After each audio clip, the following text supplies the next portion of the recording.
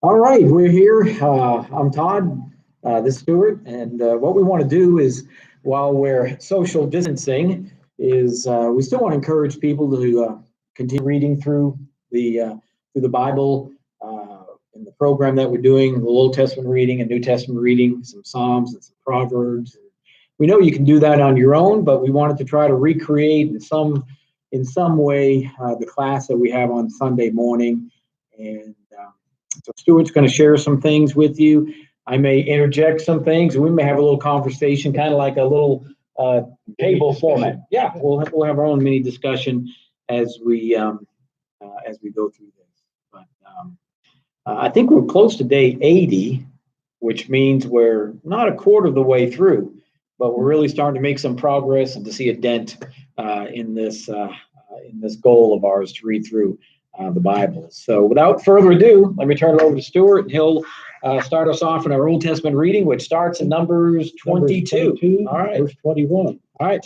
And we are continuing the story of Balaam, and we get to the really good part of it as we went through last week.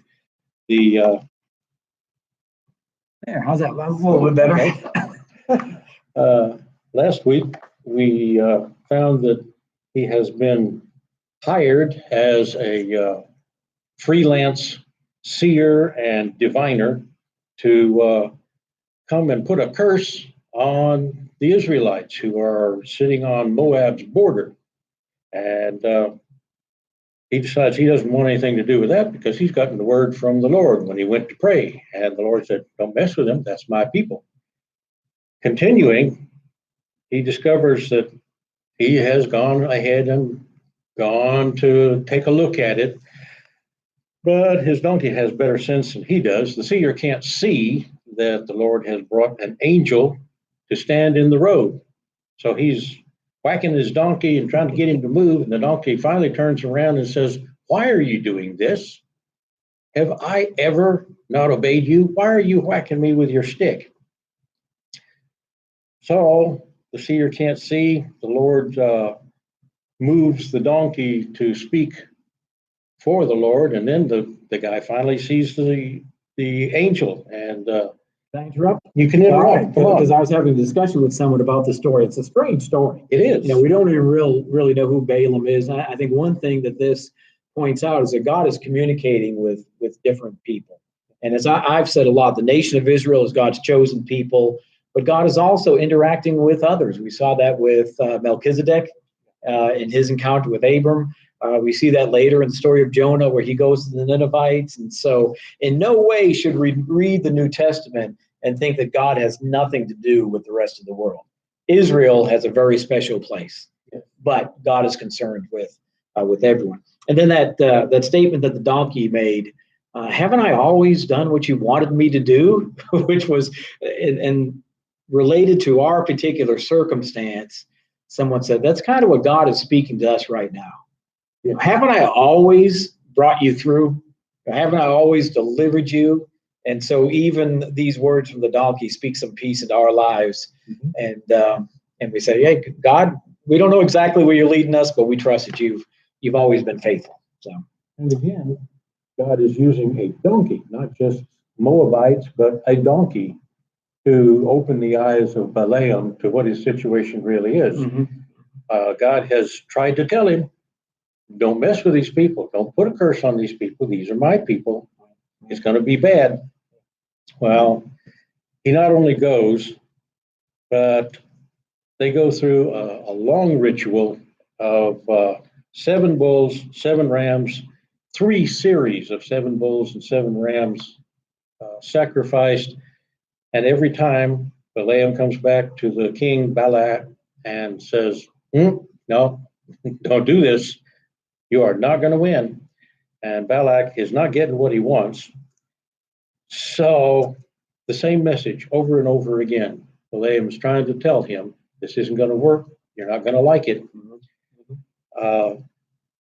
7, of course, is a completion number, a magic number. So they have to have 7 of this as we go. Yeah. They go to some considerable trouble to make it really clear. Meanwhile, back at the ranch, the Israelites have mingled with the Moabites, having sex with the women and worshiping Baal. Okay. God sends a plague that kills 24,000 of them. And an Israelite from a prominent family brings a Midianite woman to his tent right there in front of everybody, carries her into his tent. Open defiance. Open defiance. Moses is standing there and all of the people. And one of the priests goes and kills them. And God says to Moses, all right, the Midianites are off limits. They are outlaws. They are enemies of God from here on out. So I don't know if Balaam had any connection with this immorality, because later on, and I forget what day it is, but the Midianites are destroyed, and I think it points out that Balaam is mentioned as being one of the ones that are destroyed. So I'm not sure. And there's a reference to the Balaamites in the book of Revelation in one of the 7 letters. And so some people think that out of this there was this immoral type of cult that was formed, named after Balaam. So there's a lot of mystery about this. But it's an odd story. It really is. We will come back to it in a little while. The Israelites sit down to do a census. They're going to total up the number of people, and part of this is the fact that they have gone almost their 40 years. They have almost nobody left in the camp who is still one of the people who came out of Egypt. So they're going to do another census, and the total of all of the men of army age is 601,730. God tells Moses, this is how you're going to allot all of the land. The bigger tribes are going to get the bigger allotment of land, which sounds quite reasonable. They also do a census of the Levites. They total up all of the males 1 month or older, and there are 23,000. The ones that are the 600,000 are able to serve in the army. They're the ones born in the desert, not from Egypt. And then they have to set up some laws about property inheritance, because somebody has died and he has left no male heirs. And his daughters come to Moses and say, okay, what are we going to do about this? We don't want our father's inheritance to just disappear. This is Numbers 20, right at the beginning of 27. If you're following. The daughters of Zelophehad. The daughters of Z. We'll just call him that. Yeah, the guy. The guy. So they set up rules. If there's no male heir, then it goes to the daughters. If there are no male heir or daughters, then it goes to the next level of relationship and so on, as long as it stays in the tribe. It's got to stay in the tribe. And let me say something about that. A lot of times I've looked at the Old Testament as being very rigid. This is how it's supposed to be. And God is very, he does give very particular guidelines, not guidelines, they're commandments. Do this, do this, do this. But reading stories like this, it's reassuring that, sometimes we have to adjust what we're doing based on human need. We see contingency plans. Plans, right? Plan C. And especially here, and it's addressing the needs of a population that would be underserved or not even served at all. These daughters who don't have the brothers or the fathers to take care of them. And so again, it impresses me that the Old Testament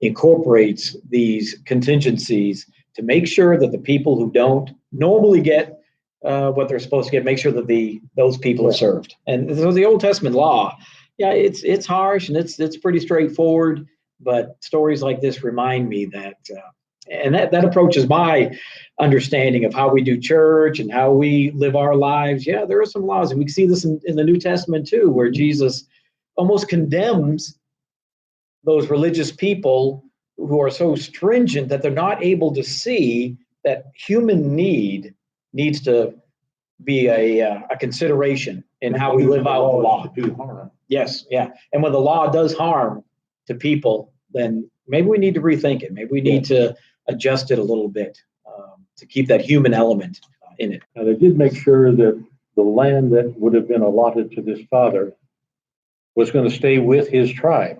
That was always prime in their minds, that the land was going to stay with them, with the tribe. But they made sure that the daughters would not suffer by that. Right. They were told that they must marry within their tribe so that it would stay with them. And then we have Joshua appointed by the Lord to succeed Moses. There's a transfer of authority. It has to be official. They did it right out in front of everybody. I'm Moses. This is Joshua. You know him. He's going to be the boss. He's taking over now. And it's a gradual transfer. And the Lord tells Moses, we need to do it this way so that they will accept him as taking your place. And he does. You know, one thing this is in 26, chapter 26, 15, I think we're in. I was just real impressed by Moses and his genuine concern for the people after he left. Yes. You know, sometimes a leader may be so caught up in themselves that transfer of power is difficult, or becomes more about me than the welfare of the people. But Moses, he says, choose someone who will lead them out and bring them in, so the Lord's people will not be like sheep without a shepherd. So Moses he really has a heart for these people, and that's been demonstrated throughout this whole story, because sometimes God has said, listen, Moses, I'm done with them, and Moses says, no, take care of these people.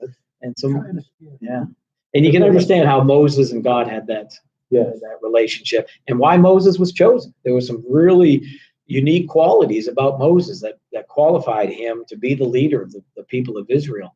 And this transition of power is going to go very, very well, it seems, as we continue to read the story. It goes smooth as silk.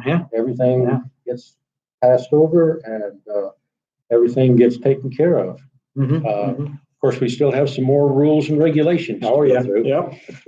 We have procedures for the food offerings set out, regulations for the celebration of the Passover, for the celebration of first fruits, for the 7th month festival. That's 8 days long, plus the usual daily offerings are set out.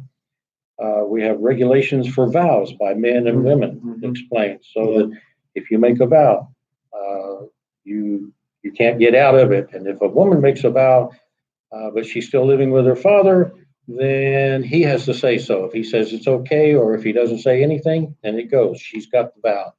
And if he says, no, can't do that, then it's nullified. Right. This whole concept of vow keeping is very important in the Old Testament. Yes. If you make a vow, you keep that vow. I mean, you'd be good to your word. And really, a well-functioning society is going to be built on people. If I say I'm going to do this, I'm going to do it. And if you say you're going to do it, you're going to do it. We can't. And even the American justice system, I think, is built on that. I swear to tell the truth, the whole truth, and nothing but the truth. Yes, absolutely. We really rely on that. It's so central to personal relationships too, between a husband and a wife, between parents and children, between co-workers, members of the church. We can't have a society at all without trust. Right. We have to be able to trust the other person.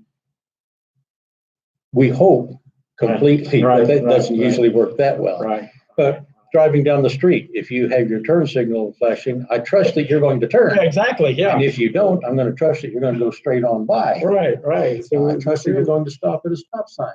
We have to have that level of trust among the people of a society to have the society work. Everybody has to know what the rules are. These are people who had 16 generations of people who absolutely had no skills given to them in how to manage a society. Right. They were told what to do. These are the rules. This is how you do it. And it does sound very harsh sometimes. But then if you think about toddlers rummaging in the pantry cabinet and playing with the cans, at some point you may have to yank them back and say, no, hurt the baby, whop on the diaper. They're not going to be happy about it. They think it's terrible, but no, those cans will hurt if they hit your feet. You choose which one to watch. There are regulations not to hurt you. And that's what they're getting a lot of these times. No, you can't do that because this is a society and we have to live together. One thing you can't accuse God of is not caring. I mean, he cares so much that he gives us all of these guidelines. And when you think about it, isn't it better to have someone that cares for you, gives you those guidelines?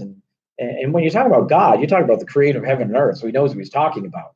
But isn't it better to have someone who cares enough for you that they'll give you these guidelines and protect you than to just be out all on your own and just to be abandoned?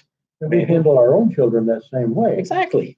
We want to give them guidelines. We will adjust them as they grow older and we're able to take their own decisions in their own hands.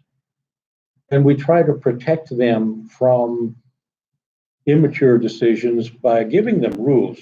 If you do this, there will be a consequence, and you won't like it. And if you do it this way, there will be rewards, and you will like it. And if you think that these need to be changed, we'll talk about it. I think in order to have a group that will function together, you're going to have that level of trust also. When God gives us a rule, there's a reason. And we may not see the same reason today that God saw then, but we better think about it because a lot of these rules are keeping them alive. But then at this point, we're going to go back to the Midianites. Remember the Midianites and the Midianite lady who came into the camp and in the tent? Well, the Lord directs Moses to exact vengeance on the Midianites. There's going to be a holy war. And this is the first time we see a holy war, but God has said, your people have done something, and those people have done something that makes them unholy, and we're going to fix this. So 12,000 fighting men and a priest are sent out to fight the Midianites. It's very significant that they have a priest going with them. This is a holy war. This is God's war. And they're going to wipe them out. They kill every man, including 5 kings of Midian and poor Balaam, who had gone home with no pay. But he's the one who gets the blame for inciting the Midianite women to go and mix in with the Israelites and make them impure. The scent is really important to these people because the genealogical lines are going to determine the structure of their society. The tribes have to stay the tribes. The genealogy of every person. There's a reason why we have these long lists of genealogy. It was important to them. They transacted business on the basis of he's of this family. We know his history. And so when you get other people who come in and make a mess out of all that relationship, then you can't have it.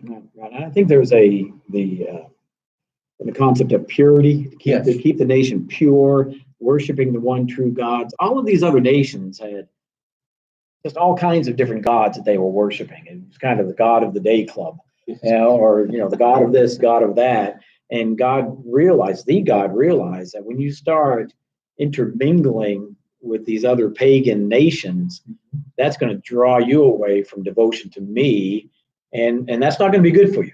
It's not going to be good for you. And so one note is that the Israelites did allow people to be incorporated into the Israelite nation. Yeah. So it's not as if no one could become a Jewish person. Yeah, I'm kind of speaking off the cuff here. I don't know exactly how much they could participate in some of the rituals and everything. But if I were Midianite or some other Canaanite from another Canaanite nation, and I came to you and I said, man, I believe in Yahweh. I believe in the one true God. He's proving himself.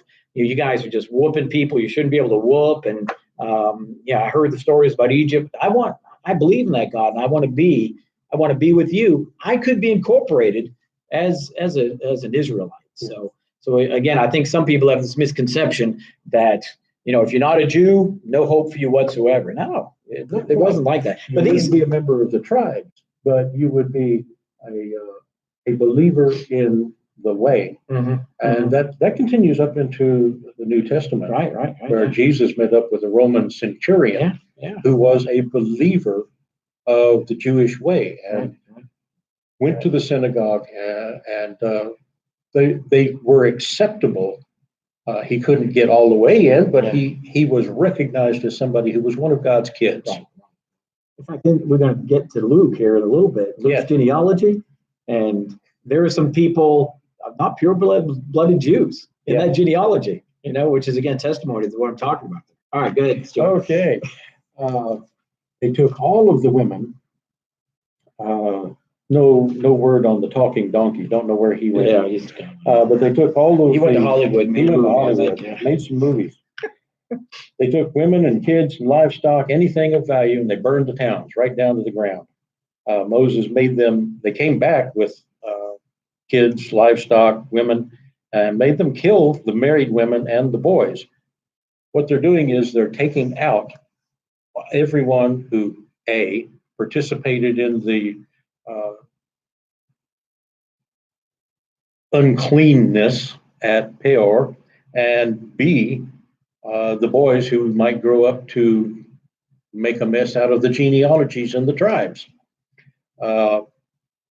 They could keep the virgin girls because, being virgins, they had not participated in the sexual indecencies. So they could be kept, probably as household slaves, possibly married, depends. There were purification ceremonies for all of the participants, which took a week, and the loot was divided. And the soldiers took all of the gold that they had looted and donated that to the tabernacle.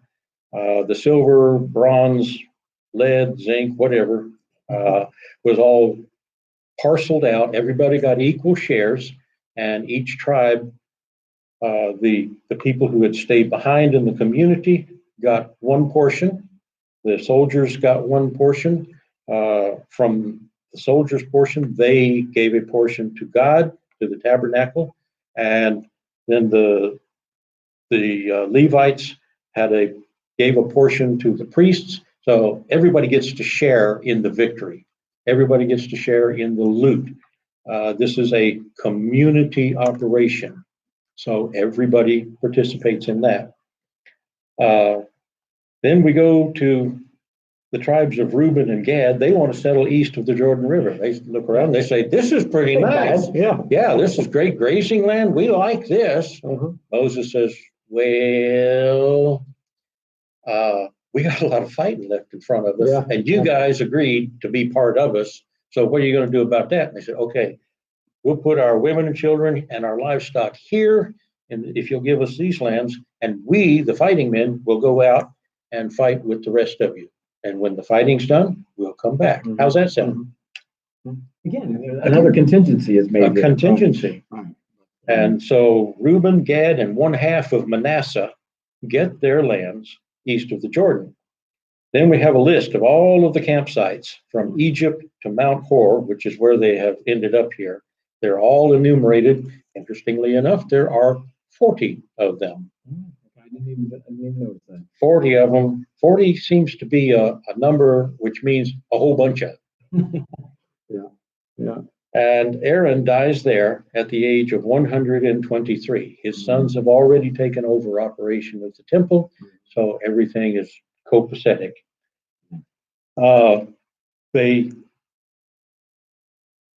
They had to destroy the Midianites completely. And God told them over and over and over again on the way there, you're going to have to destroy all of the tribes that are there, because if you don't, they will be a thorn in your side and a barb in your eye.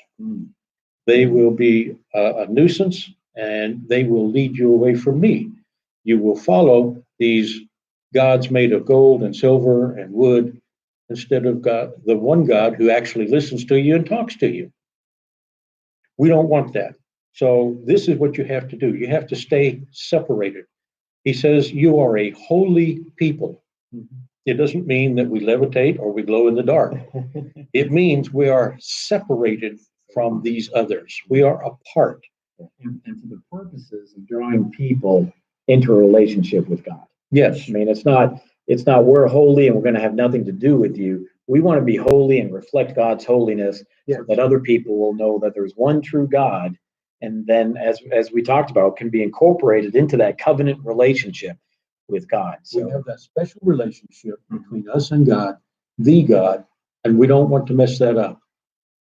And if we mingle with the others, we'll be like the others instead of being like what God wants. So, all right, well, that kind of brings us to the end of our reading this week, and got a little bit left in Numbers, it looks like, and then we've been to Deuteronomy, which is one of my favorite books. I love the book of Deuteronomy.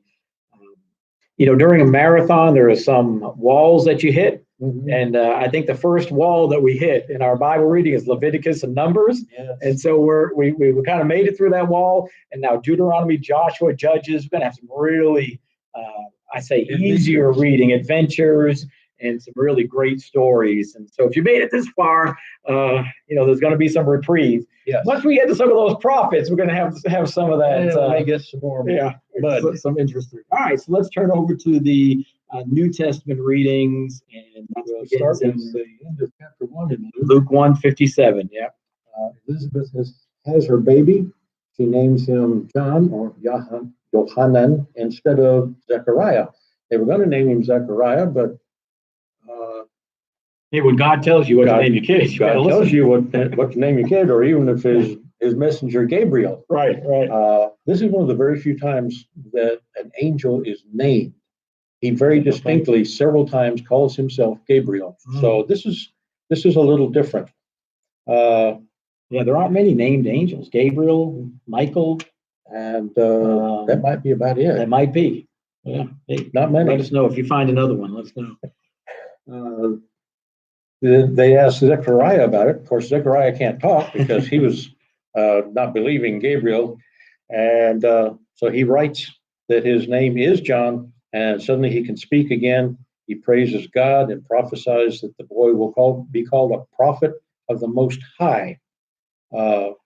Jesus is called the Son of the Most High, but this boy is going to be a prophet of the Most High. And he will prepare the way for the Lord. This is probably a couple thousand years removed from the Exodus. I forget the date of the Exodus. It's a long way back. Yeah, but I mean, here the Jewish people, although they've strayed, of course, but here's a priest doing some of the things that we've just read about. Yes. And so we see a connection between these laws that we've just gone through. Their relationship, and they have kept their procedures. Certainly not perfectly. We'll see that, but they are a people of tradition, and that's really going to help us understand how they were hesitant maybe to accept what Jesus was teaching them, because the tradition had been going on so long that they'd almost been blinded to what was the real meaning of the law. But here these people doing the same thing. They're in the temple now, and it's a second temple at this point, but they're still doing what they've been doing since they've been wandering in the wilderness at the tabernacle. Here they are doing it at the temple. Yes. Yeah. So tradition is... We're getting normal everyday life in Judea, what we're doing. And it was very much like what they did when they were wandering in the wilderness. Yeah. Caesar Augustus declares a census. Now, this was for two purposes: for taxation according to how many people you've got, and for military conscription. The Jews were exempt from the military conscription.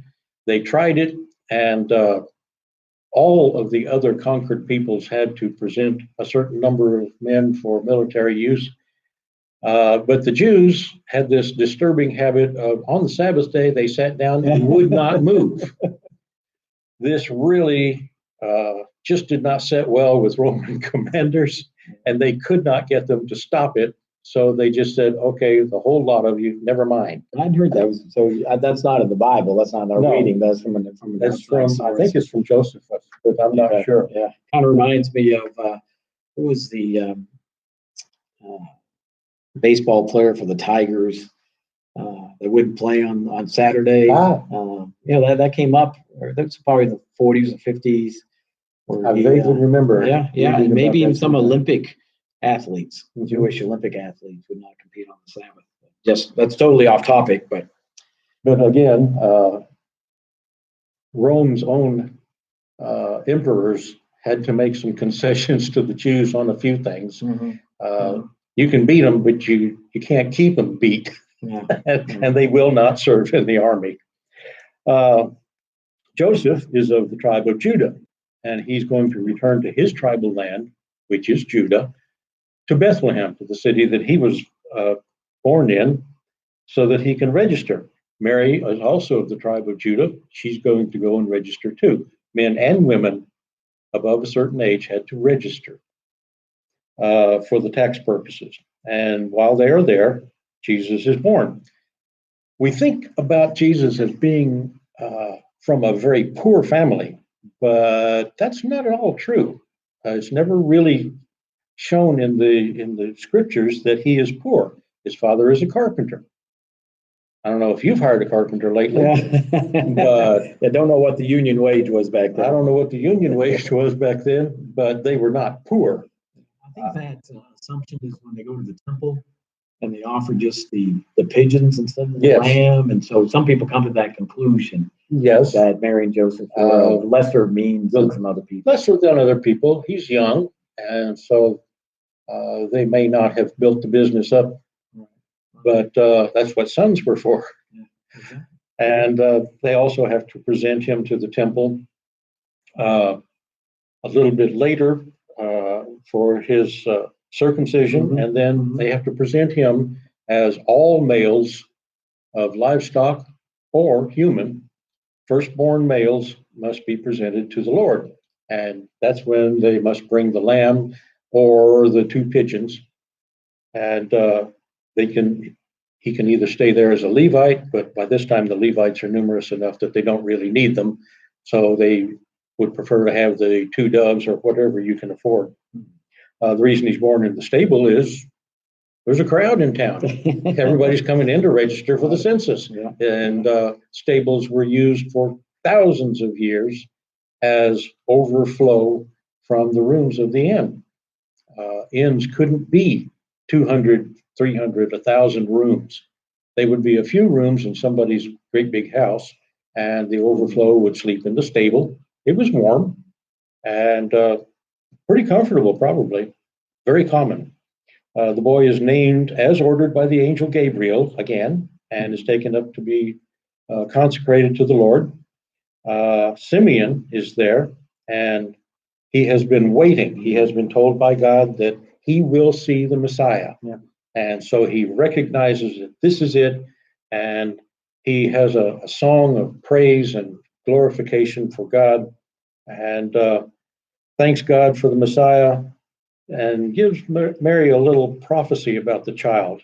It's a little chilling. Yeah, yeah. There will be troubles. There will be a knife in your heart also. Mm. And then they meet with the prophetess Anna, who is also thankful. And she had been a widow for most of her 84 years, or for 84 years. It's not really clear. Right. But she is also thankful. Then at 12 years old, Jesus is taken to the temple for Passover. At 12, Big gap there. big gap. We don't know. We don't know what happened, but He was probably learning to read and write, and learning to handle a chisel and a hammer. Chisel, yeah. But at the age of 12, he would be grown. He would be a man grown. He would have had a bar mitzvah about that time. So he gets to go too.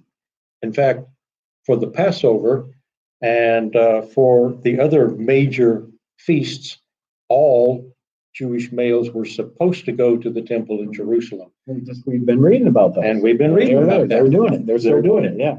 And for the Passover, most of them did try to make it. And I don't know if it's still common, but it used to be common among Jews in the diaspora, in all over the world. If they could not make it to Jerusalem for Passover, they would say to each other at the end of the Passover service, next year in Jerusalem. Mm.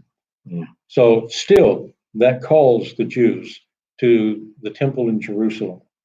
So he's taken there, and he stays when the group leaves, as usual. You got a tour group.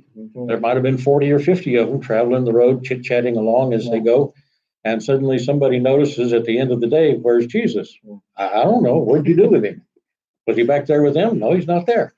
Not their greatest days in parenting. No, well, Never checked on them. you know how it is when you got 40 or 50 of them in a bunch, and some of them are teenagers. This just dawned on me. They made Jesus. I get this impression Jesus was a kid, and he, did the same things that 10, 12-year-olds did. But this also may say that they trusted him enough where they didn't have to check up on him, and just he's going to do what he does what he's supposed to do. Yes. And so, that's why would you check up on him on a regular basis? He's always been good with us, right? He always does what he's supposed to do. So why wouldn't he just follow along? And they go back and they find him. It's been a couple of days. Nobody knows what was done with him while he was there. Maybe he was staying with some people that they met there. Yeah. Maybe he was staying with some local people. Nobody knows. And they fear the worst, like we all do as parents. Good heavens, what's happened to him? When they see him, they say, why did you do this to us? Why did you treat us like this? And he says perfectly calmly, didn't you know I had to be in my father's house? Which is kind of an odd reply for a 12-year-old, but evidently he might have heard of the prophecies concerning him. He might already be coming to know what it is that he's supposed to do in the world. And that might be what's going on. Of course, like I said, he's going to be of the age when he would be having a bar mitzvah and would be considered an adult Jew and would take on the responsibilities of an adult Jew, which would include study of the books of the law. And Jesus, as we'll see in the temptation scene, he knew Scripture. Yes, he knew the Scripture. One curiosity I have here is that he was in the temple with all of these leaders and teachers, and 12 years old, so it's going to be 18 years, if we use a traditional timeline of Jesus' life, 30 years old, 18 years to 21 years that he's going to have his ministry and be crucified. And so I'm wondering, were some of these people that were witnessing Jesus as a 12-year-old, were some of those the ones that were opposing him at the end of the gospel? Mm-hmm. Yeah, maybe one of these was I don't know. It's just apparently he was impressing his teachers with his knowledge and his sensible questions. Yeah. I mean, there's nothing later in scriptures that says, Caiaphas says, yeah, this was the kid at 12 years old, but I'd have to think that maybe you get a reputation, just like a young athlete. Now, man, the kid is just amazing. He's going to be a phenomenal player. Mm-hmm. I wonder if some things had been circulated about Jesus and these people remembered him. Just a thought. Just a thought. Yeah. Then we skip a little bit, and Luke sets up his chronology.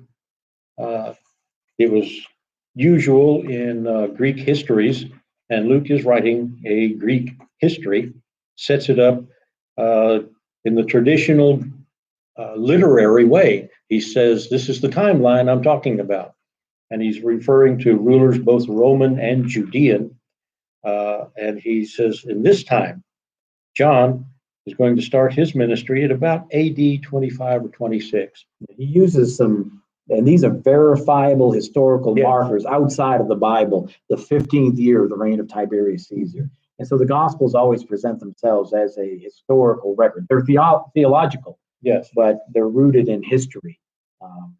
And so these are the real events that we saw. And these places you can go and you can see, and they still exist. You can read about them in some Roman histories and some other Jewish histories as well. Yes, several of them. So that's how they know we're talking about somewhere about AD 25 to 26. Mm-hmm. Yep. And his ministry is repentance. Repent and change. Change what you're doing. You're doing it wrong. You're doing what they always did before. It's wrong. And there's going to be consequences. So you've got to repent and change.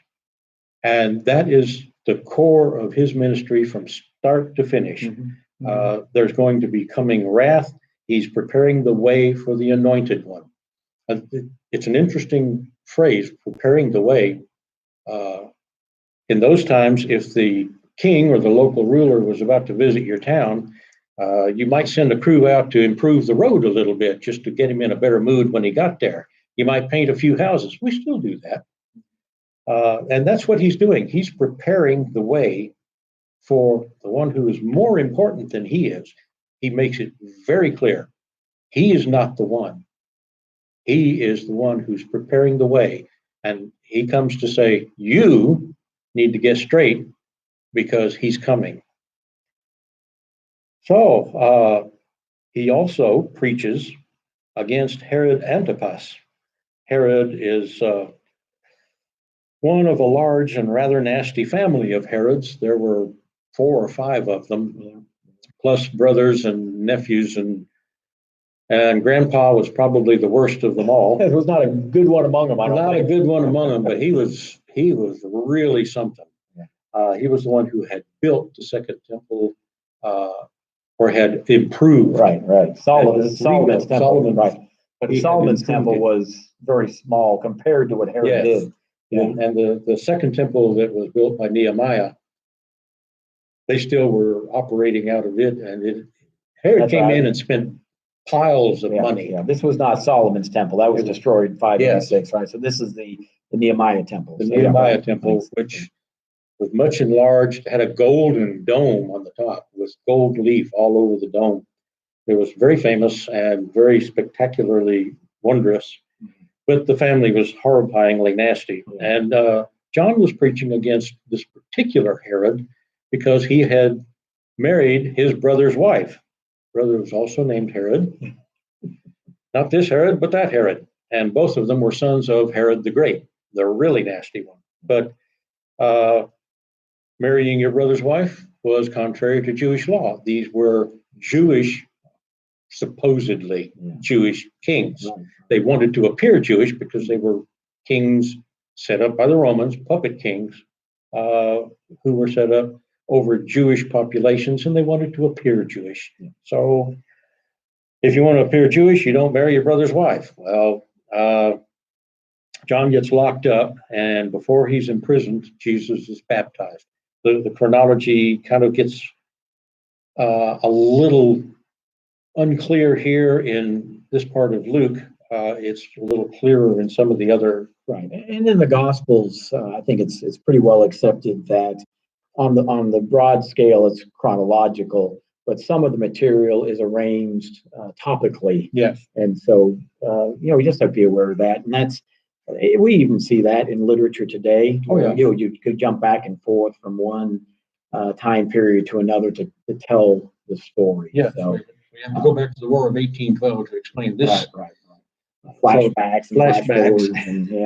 And we watch This Is Us, and we can't keep track of what generation we're talking about sometimes. But Luke is hopping around a little bit here, going from Jesus to John, and now we're going to go back to Jesus. He's about 30 years old when he begins his ministry. And his family line, or so it was thought, is what the scripture says, because, of course, you and I are in on the deal that this is not actually his history. It's Joseph's, and they trace it all the way back to Adam. Again, which is in contrast to Matthew's, which just goes back to Abraham. Yes, I think so. So there's the numbers involved, so many up to here and so many up to here. Numerology gets into it, but again, this genealogy is very important to the Jews. It shows lines of descent that have to be maintained. Jesus goes to the wilderness to be tempted or tested. He withstands Satan's temptations of the body, the mind, and the spirit. The temptation of the body, if you're hungry, here's a rock, make some bread. He resists the temptation to feed his body with a power that comes from God and is to be used differently. Later on, he will feed thousands of people with a few lumps of bread, but for himself, no. That's not what the Miracles are never self-serving. Never. Also, the temptation for his mind. I'll let you take over the world. It's mine to give you. I can put you at the head if you'll worship me. And he resists that temptation. And then the temptation of the spirit. Let's see if you can make God save you. The scriptures say that he'll save you. He'll send his angels. Let's see if he will. And he resists that. He says, get out of here. He goes to Nazareth and announces himself at a synagogue in Nazareth. Now, he's been circulating around the countryside a little bit previous to this. And in the Gospel of John, especially, we get a little bit of that. But this is where Luke brings the story. First, they like his teaching. He gets up and announces, "This is happening. The one you're looking for is here in this room right now."